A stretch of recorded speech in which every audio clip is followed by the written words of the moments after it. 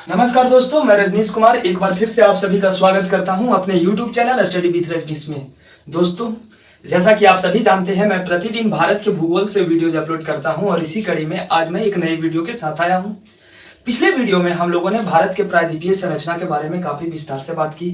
आज हम लोग अरावली पर्वत के बारे में बात करेंगे।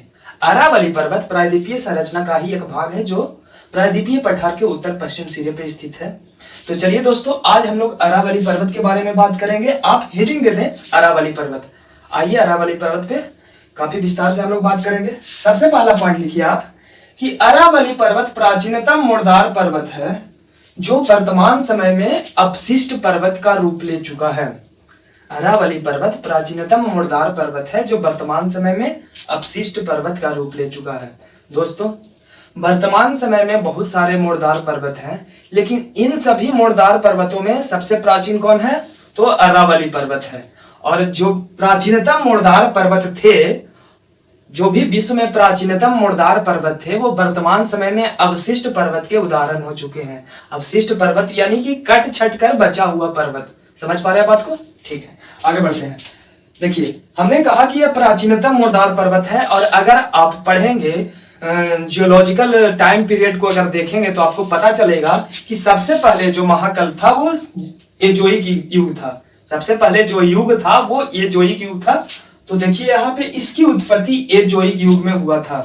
दोस्तों, हम लोगों ने पढ़ा है कि नवीनतम मुर्दार पर्वत है हिमालय, और हिमालय की उत्पत्ति सीनोजोइक युग में हुई है और यह बहुत पुराना है, यानी कि ये इसकी जो उत्पत्ति हुई है वो एजोइक युग में हुई है। ठीक है, तो समय सारणी अगर आप देखेंगे, जियोलॉजिकल समय सारणी, तो आपको पता चलेगा कि एजोइक युग जो है वो काफी पहले का युग है।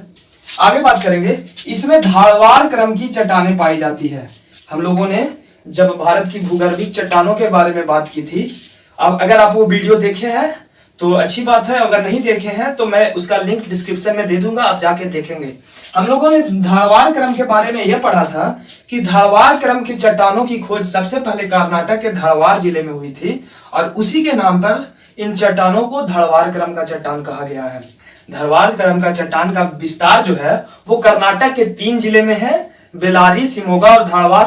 इसके अलावा धारवाड़ क्रम का विस्तार अरावली पर्वत के आसपास के क्षेत्रों में पाया जाता है और अरावली पर्वत के भी जो चट्टान है वो धारवाड़ क्रम के ही चट्टान है। ठीक है, तो ये आप लिख लेंगे, इसमें धारवाड़ क्रम की चट्टानें पाई जाती हैं। अगला पॉइंट है, इसकी कुल लंबाई 800 किलोमीटर है।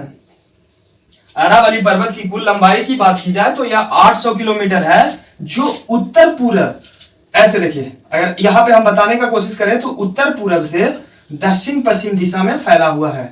हम अभी विस्तार से इसके बारे में पढ़ेंगे। अभी आप लिखिए, इसकी कुल लंबाई 800 किलोमीटर है, जो उत्तर पूर्व दिशा से दक्षिण पश्चिम दिशा में दिल्ली के जेएनयू की पहाड़ी से लेकर अहमदाबाद, गुजरात तक फैला हुआ है। कहां से कहां तक? उत्तर पूर्व दिशा से दक्षिण पश्चिम दिशा में दिल्ली के जेएनयू से अहमदाबाद तक। ठीक है, आप इसको पॉइंट में लिख लेंगे।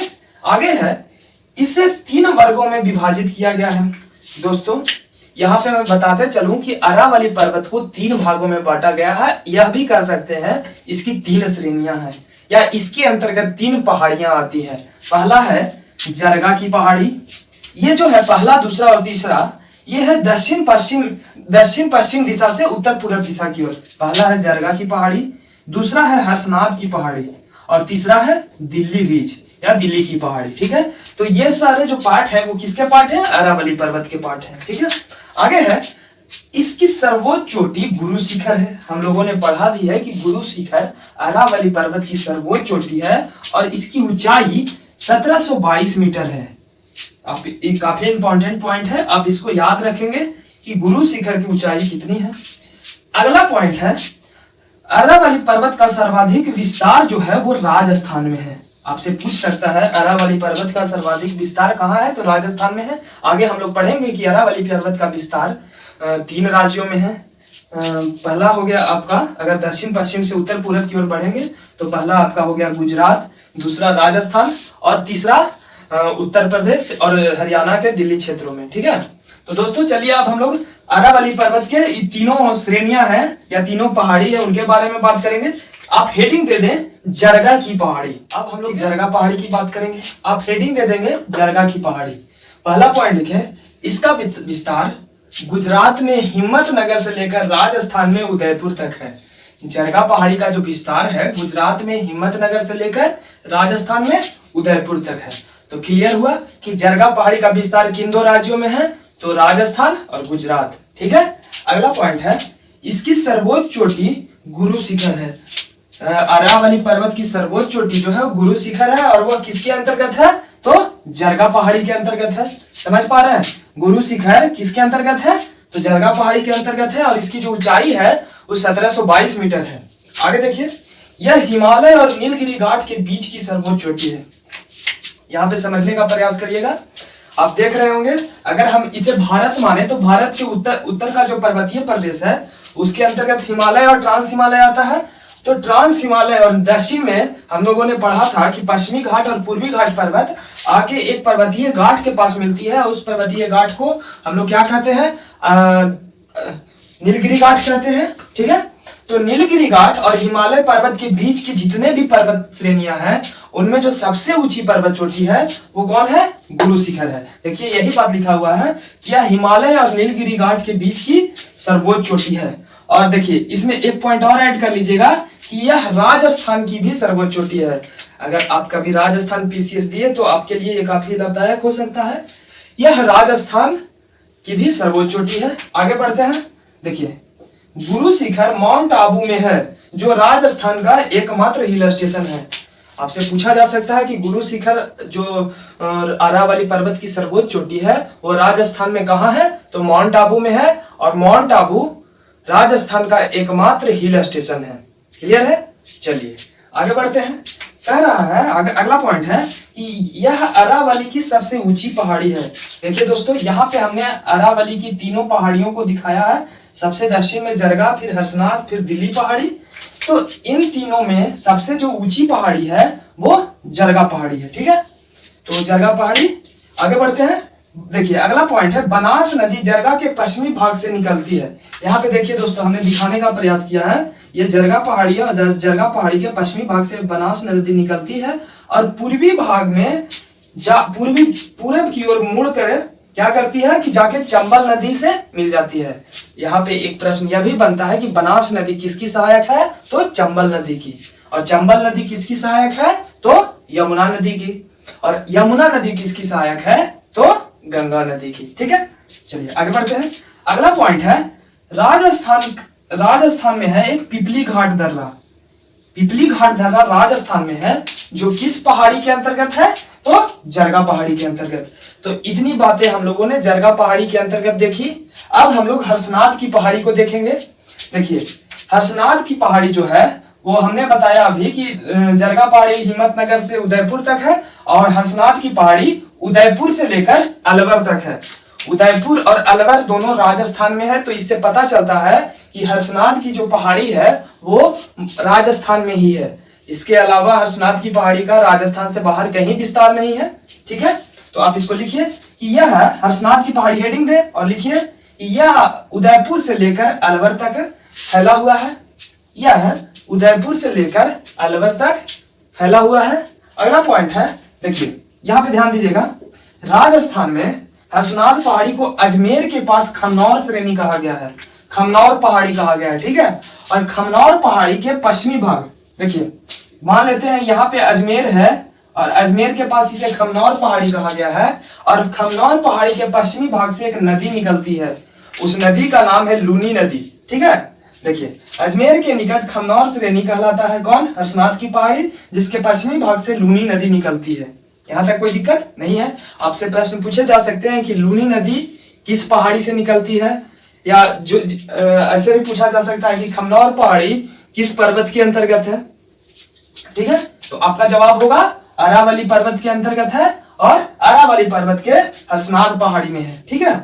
अगला पॉइंट है, थार मरुस्थल से बहने वाली सबसे लंबी नदी है कौन, लूनी नदी। आप इस बात को लिख लेंगे कि लूनी नदी थार मरुस्थल से बहती है और थार मरुस्थल से बहने वाली सबसे लंबी नदी कौन है, तो लूनी नदी। देखिए इसके बारे में एक और महत्वपूर्ण बात यही है कि यह भारत की सबसे लंबी अंतः प्रवाहित नदी है। अंतः प्रवाहित नदी कहने का मतलब यह है कि नदी अपने उद्गम से निकलती तो है, लेकिन अपना मुहाना किसी सागरीय क्षेत्र में न बनाकर अपने मार्ग में ही विलीन हो जाती है। तो यह एक प्रकार का अंतर प्रवाही नदी का उदाहरण है और यह भारत की सबसे लंबी अंतर प्रवाही नदी है। दोस्तों मैं बता दूं कि गया शहर फल्गु नदी के किनारे है और किताबों में तो फल्गु नदी को गंगा नदी का सहायक बताया गया है, लेकिन वर्तमान स्थिति इसकी अंतर प्रवाही नदी की ही है। ठीक है, चलिए अब हम लोग देखेंगे अरावली पर्वत की तीसरी पहाड़ी जो है वो दिल्ली पहाड़ी। हालांकि दिल्ली पहाड़ी के बारे में ज्यादा कुछ पढ़ना नहीं है, लेकिन दो बातें यहाँ पे देख लेते हैं। यह अलवर से दिल्ली के जेएनयू तक विस्तृत है। यह अलवर से दिल्ली के जेएनयू तक विस्तृत है। और इसमें देखिए अलवर राजस्थान में है और राजस्थान के अलवर से संबंधित एक फैक्ट मैं यहाँ पे लिखा दूं, और वह फैक्ट यह है कि अलवर में सरिस्का बाघ अभयारण्य है। सरिस्का बाघ अभयारण्य कहाँ है? तो अलवर में है। तो दोस्तों इसी के साथ अरावली पर्वत से संबंधित जितने भी महत्वपूर्ण तथ्य थे जो आपके एग्जाम के दृष्टिकोण से महत्वपूर्ण साबित हो सकते हैं, वो सारे बातों को हम लोगों ने देख लिया। अब थोड़ा सा इस पे कॉन्सेप्चुअल बात कर लिया जाए। वह यह है कि देखिए, अगर हम इसे प्रायद्वीपीय पठार माने या भारत का एक नक्शा मान लें अगर इसे, तो अरावली पर्वत की स्थिति बिल्कुल ऐसे ही है। कहाँ पे है? तो उत्तर पश्चिम कोने पे है। दोस्तों जब बंगाल की खाड़ी की शाखा और अरब सागर की शाखा से मानसून हवा प्रवेश करती है, तो क्या होता है कि एक तो बंगाल की खाड़ी की शाखा जब यहाँ पहुंचती है तो उसकी नमी समाप्त हो जाती है। दूसरी अरब सागर की शाखा जब इसके पास पहुंचती है तो क्या होता है कि अरावली पर्वत की स्थिति ऐसी है कि हवा इसके साथ, मानसूनी हवा इसके साथ साथ आगे बढ़ते हुए निकल जाता है। तो अरावली पर्वत का जो पश्चिमी भाग है वो वृष्टि छाया प्रदेश के अंतर्गत पड़ जाता है। इसी कारण इसके पश्चिमी भाग में मरुस्थल का विकास हुआ है। तो दोस्तों आज के वीडियो में जो भी पॉइंट आपको बताए गए, जो भी पॉइंट बोर्ड पे लिखे हुए थे, सारे काफी महत्वपूर्ण थे। आप इसे याद करेंगे, अपने कॉपी में लिखेंगे और ये जो संडे का जो टेस्ट होगा उसमें ये सारे पॉइंट्स काफी महत्वपूर्ण होंगे और ये आपके स्कोर में काफी निर्णायक भूमिका भी निभा सकते हैं। तो ठीक है दोस्तों, अगले बार फिर से मिलेंगे प्रायद्वीपीय पठार के एक नई संरचना के साथ। तब तक के लिए धन्यवाद।